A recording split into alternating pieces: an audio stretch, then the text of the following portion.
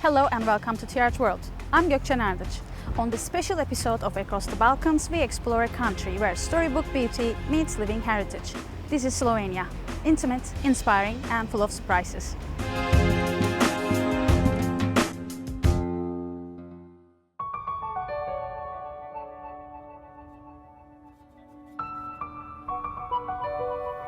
Lake Bled. Serene, iconic and tucked between the Julian Alps and Slovenia's green heart. A postcard image. But its beauty runs deeper. It's where sustainability, tradition and community are written into the landscape. From above, Bled seems timeless. But like many popular destinations, it has had to navigate the pressures of modern tourism and find balance. Over a decade ago, we were starting to experience a bit of over-tourism. It was a sudden growth that we were not prepared for, to be honest. Sustainability is very natural to us. It's our way of life in a way. So where we were maybe struggling, or the steps that we had to take were actually to communicating that message and our way of life to our guests. We were trying to make a network between hoteliers, between local craftsmen, between farmers, to actually offer the sustainable options.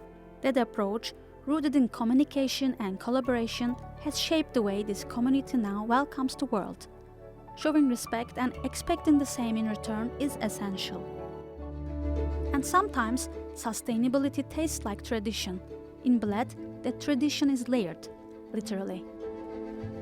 We are visiting Kavarna Park, across the lake, to see and taste Bled's signature cake since 1953. It may look like a simple dessert, but Bled's cremna resina isn't just sweet, it's symbolic. A slice so light and white, it could have been cut from the snow caps of the Julian Alps. Crisp on top like fresh snow, cloud-like in the middle and rich with tradition. And yes, tasting it is practically a cultural requirement. Even indulgence here tells a story, from ingredients to legacy. A pastry chef coming from today's Serbia started experimenting here with a local old dessert which he used to do back home. And he created this new pastry which is called cremna resina with whipped cream, eggs, fresh milk and butter. That's all he used, and the same local ingredients are actually used to this day. We have created more than 60 million of these cakes, and if you put those cakes in a row, it will build a wall 8 meters high around our beautiful Bled Lake. Above the lake, history leaves its mark letter by letter. We made our way to the Bled Castle to see it up close and visited the printing shop for a glimpse into the past. Pretty much here we tried to replicate how they printed all the way back in 15th century. So Johannes Gutenberg sort of invented the process. Handmade paper and letters we put together one by one. The reason we're here is because Primož Trubar, Slovenian Protestant priest, printed first Slovenian books using the exact same technique around 100 years after Gutenberg. More than nostalgia, it's heritage that's still being passed from hand to hand.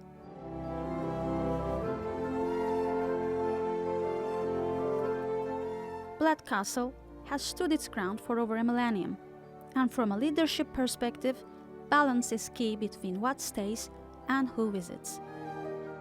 Lahko povem, da moramo paziti, da je neko pravo ravnovesje med domačini in turisti, kajti tudi domačini so tule 365 dni v letu in zato se iskreno trudimo, da naredimo neki pravi balans, kot temu rečemo. Trudimo se, da se občani počutijo dobro, po drugi strani pa, da lahko Bled doživijo v najlepši luči tudi naše obiskovalke in obiskovalci, torej ne samo v centru, na splošno na vseh delih krajevnih skupnosti. Behind the scenes, efforts to preserve Bled's natural charm are relentless. They promote free shuttles and public transport to tackle traffic jams. We have approximately 9,000 inhabitants in Bled, but also during the whole year we have more than 1 million overnight stays. We have a big challenge in waste management. Bled is still a clean place. Focus of our work is that we try to tell people that when they come in Bled, they should respect our way of thinking and living. We are told to drink tap water from the countless public fountains. The water is coming from the Alps. It's delicious, free, and helps visitors leave less waste behind. Summer concerts in Bled serve as a tapestry of sound, light, and tradition, rooted in the rhythms of Slovenian culture and serenity. But the most anticipated event of the year is the Candlelight Festival on the lake. We board a boat for one final journey, guided by a local who reminds us that hospitality, like the lake, runs deep.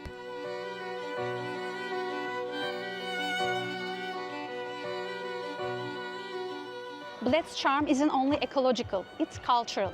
As more travelers seek sustainable and meaningful experiences, this town is showing how tourism, nature, and local culture can thrive side by side.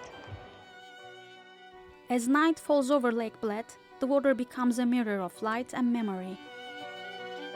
In this glow, stories float, music lingers, and strangers become neighbors. From the past to the present, Bled is more than just a destination. It's an invitation.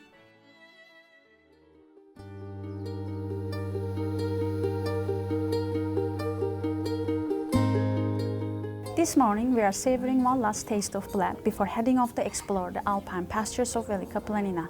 A traditional Bled breakfast includes honey, butter, walnuts, grated apple. Simple and wholesome flavors from the region. We're also enjoying strukli, Slovenia's beloved sweet dumplings, served here with a local twist, pear cream, and finished with a drizzle of honey.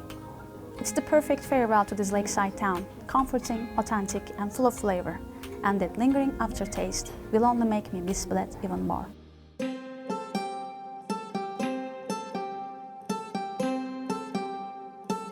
Just an hour from the capital, Ljubljana, high in the mountains awaits a place of pastoral tradition and an inevitable tourist attraction. Slovenian shepherds from the valley below have been making this journey on foot every summer for centuries. Today, modern visitors arrive by riding a 60-year-old cable car or hiking uphill through the forest.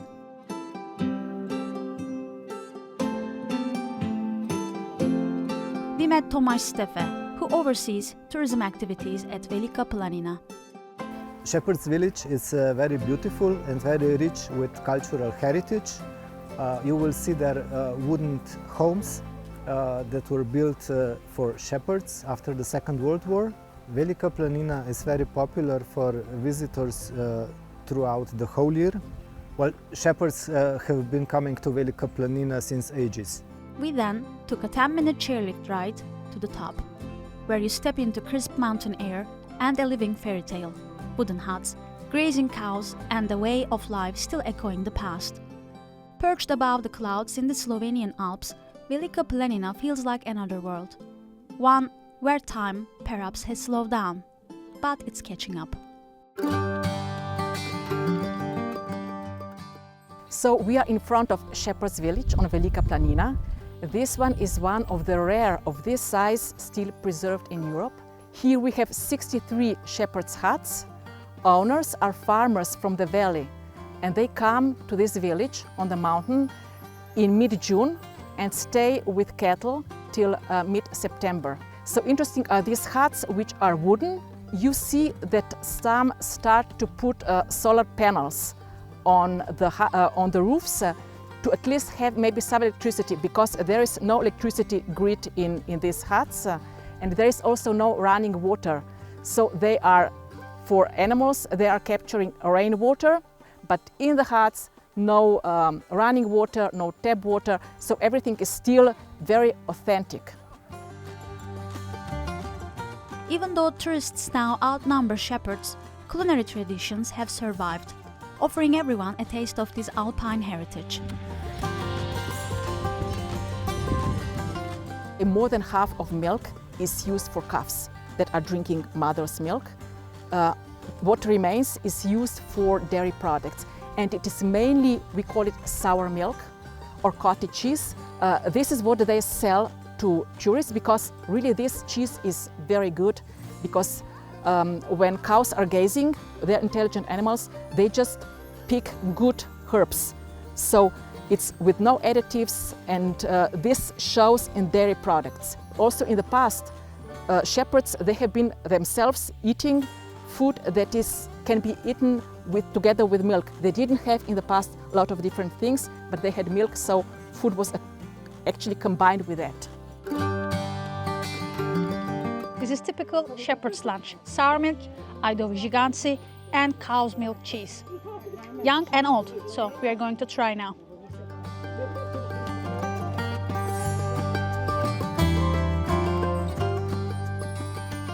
The shepherds rebuilt this village in 1945 after German troops burned it to the ground during the Second World War. One hut, faithfully restored to its original oval shape, shows just how little light and comfort these homes once offered. We visited a shepherdess who guards this authentic hut. She explained what life was like for Alpine shepherds in the past. So in those times they didn't have windows, only one wooden part can move. When it was rainy they closed, when it was sunny they opened, and also because of the smoke. But anyway, smoke were going out through all holes, not just here.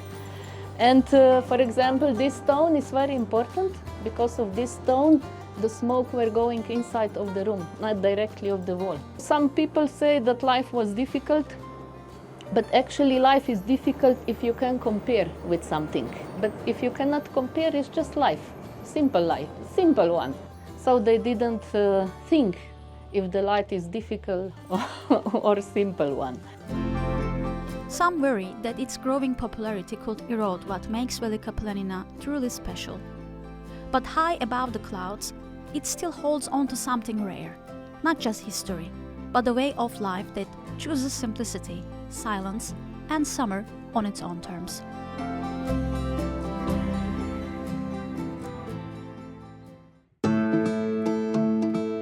In the heart of Slovenia's capital, the Ljubljana Zoo is home to more than just exotic animals. It's playing a vital role in one of Slovenia's most ambitious wildlife conservation efforts. Zoo veterinarians possess valuable medical experience with many species. We are here to see the captive lynx, as it is our only chance to see them from up close. At Ljubljana Zoo, we currently keep 3 adult male lynxes. They're all senior animals, around 18 years old. They all originate from zoos. That means that they know fences, they know the enclosures, so they don't have problems with adapting to these conditions. These lynx can't return to the wild, but they help raise awareness for those that can. Their stories are deeply connected with their wild cousins, who've been fighting to survive in increasingly fragmented habitats. Eurasian lynx was since many years considered the most endangered mammal or even general animal in Slovenia. So it became, for a long time, discussion that something has to be done to prevent it, otherwise it might get extinct. But the main idea of this project was to, first step, to prevent extinction of this animal species here, and the other one is also to reintroduce it in part of Slovenia where it was already extinct. So the only short-term solution was to capture some lynx in another population and transport it and release it in Slovenia and neighboring countries. Over the past 7 years, scientists, researchers and veterinarians from across Europe have joined forces to launch the Live Lynx project, relocating animals from genetically healthier populations to Slovenia. In this project we managed to capture 18 lynx, Slovakia and Romania. They were translocated. Translocations were very successful. Most of the animals survived. They also quickly start reproducing. The population started increasing, and already during the first 5 years of the project, population increased for 40%. Remember, this population was on the way to get extinct. So the trend was reversed and also started increasing quite fast. Inbreeding decreased a lot with this introduction of new animals. The health problems diminished. But relocating an apex predator is never easy. Lynx are shy and rare, difficult to spot, let alone capture. And the ones that were still living in Slovenia, many were too closely related to each other, causing serious genetic problems. We were still involved in the capturing of the resident lynx. So that was the lynxes from the fragmented, isolated population. One of the resident lynx, which were very inbred with very bad genetics, had actually the hard murmur, which means that the the heart sounds doesn't sound like they're supposed to. And we found out they had probably some congenital defect in the heart. So we started to take the ultrasound with us to the field, and we found out that some of the resident lynx have literally the hole in the heart, a result of congenital defect. And that was like genetically based, and the proof of that the inbreeding was really bad for them because they were passing on this defect to the future generations. Veterinarians from the Ljubljana Zoo started assisting in the wild, bringing their skills from the zoo into the field. The collaboration led to new medical checks, safer anesthesia, and ultimately healthier animals. Zoo vets, they are very good in anesthesia, very good in monitoring, the check for the preventive diseases and the clinical examination. So this is the thing that we are bringing to the field for the wildlife projects. At the zoo, these animals may not roam free, but they serve another purpose, giving visitors a glimpse of species they would otherwise never see, even if it lives just beyond the tree lines. Here at the Ljubljana Zoo, we got an up-close look at the Eurasian lynx, one of Slovenia's most successful wildlife comebacks. These captive animals help raise awareness and support for ongoing conservation efforts for many species, ensuring their future existence in the wild. This mix of science, fieldwork and public education is creating a rare success story in wildlife conservation in Europe. The lynx are back, and this time with a better shot at survival.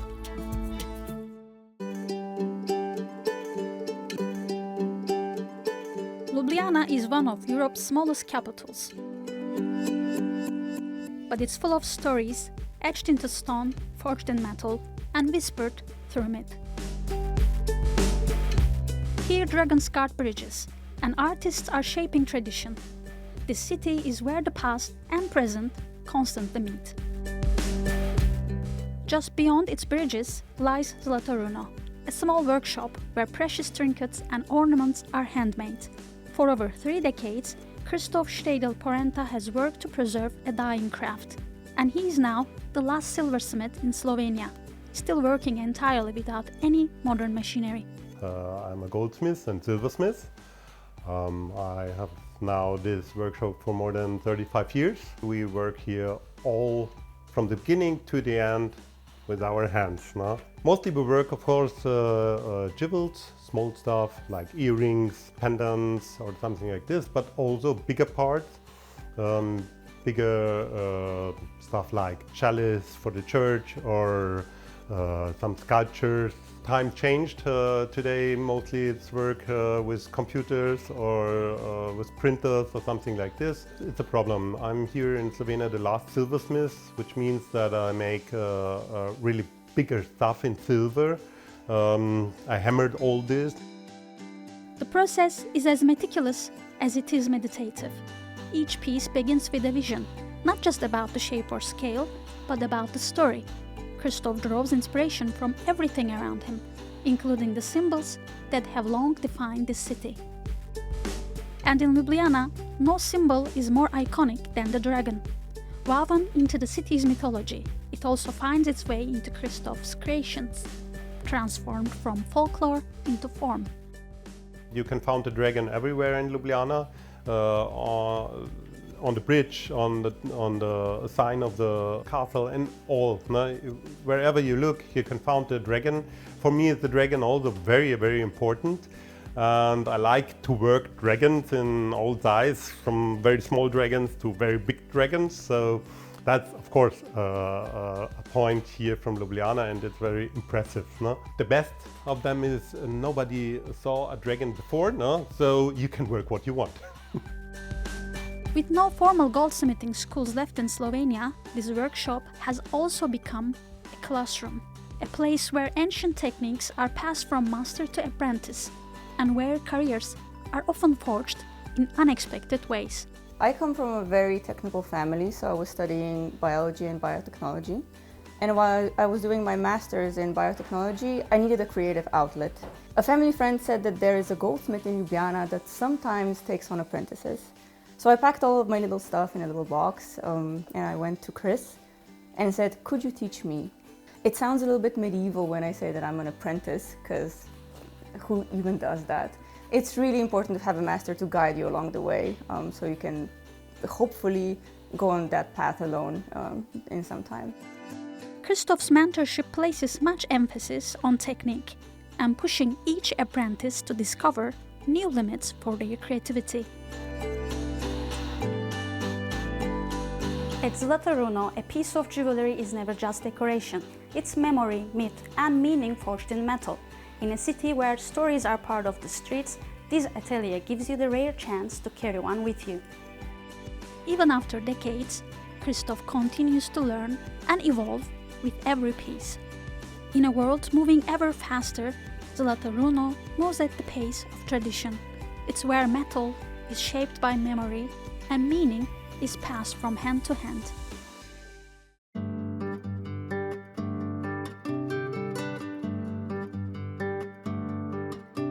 Just 30 minutes west of Slovenian capital, hidden among the rolling hills of Horjul, sits Grič, a small, family-run restaurant quickly redefining what it means to eat locally.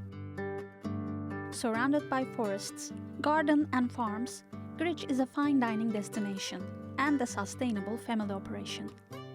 Nearly everything on your plate was grown, raised or foraged right here, often by the chef's parents.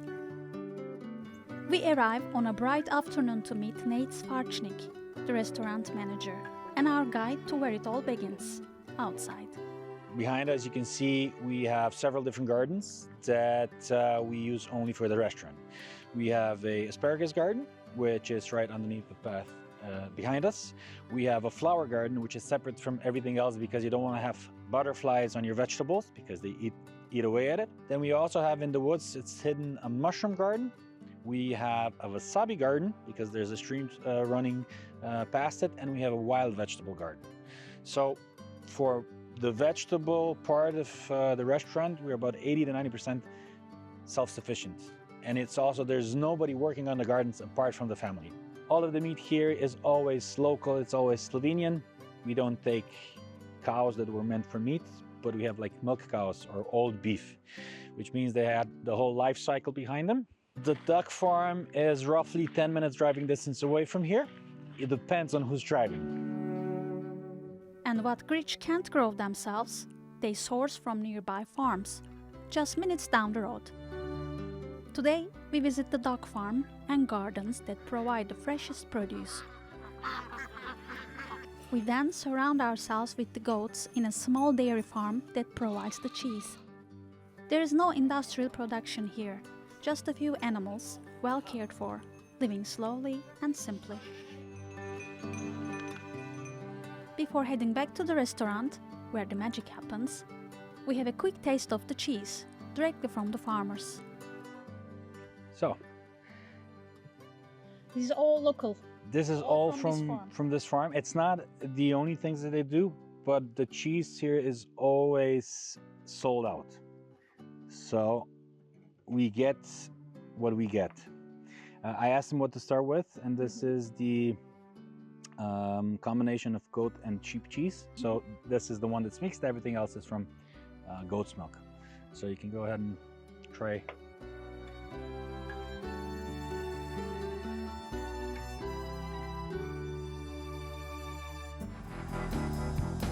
From the garden to the dairy, it's clear that everything at Grič has purpose and patience. There is a deep respect for seasonality and sustainability, and you can taste that before you even sit down. But now it's time for the best part, the tasting menu. Let's see how this philosophy comes to life on the plate.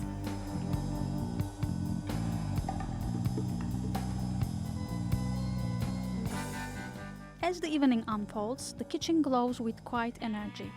Chef Luka Koshir leads a small team, including his children, transforming the day's harvest into an ever-evolving tasting menu. I think once you have your own garden as a chef, there's no way back. You get very spoiled by it because you plant in the beginning of the season what you want on your garden. I think it's a big privilege to work in this way. Also, you have a all year round contact with nature. You understand how things work. It's not always the best. Then on the other hand, you have like bad weather, you have frost. It's very important for a chef to understand these things. A local environment is one of the main builders of identity, and I think identity is the most important thing to have a good business. At Grič, sustainability isn't a marketing tool, but a family practice, rooted in soil, passed down through generations, and served one plate at a time. I think sustainability in general is not a thing which you can switch on or switch off.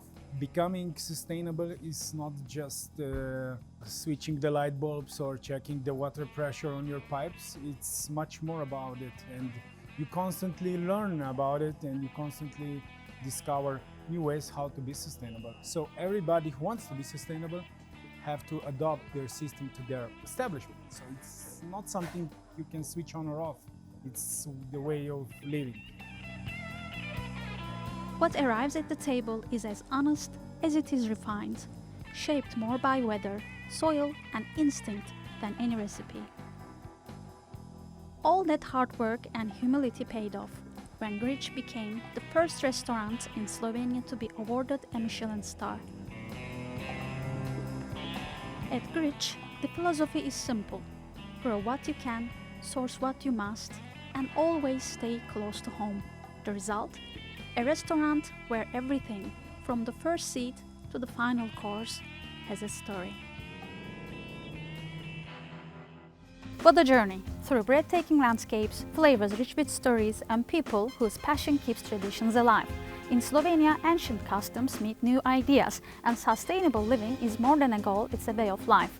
Thank you for joining us on Across the Balkans. As we leave this beautiful corner of Europe behind, we look forward to seeing you next time.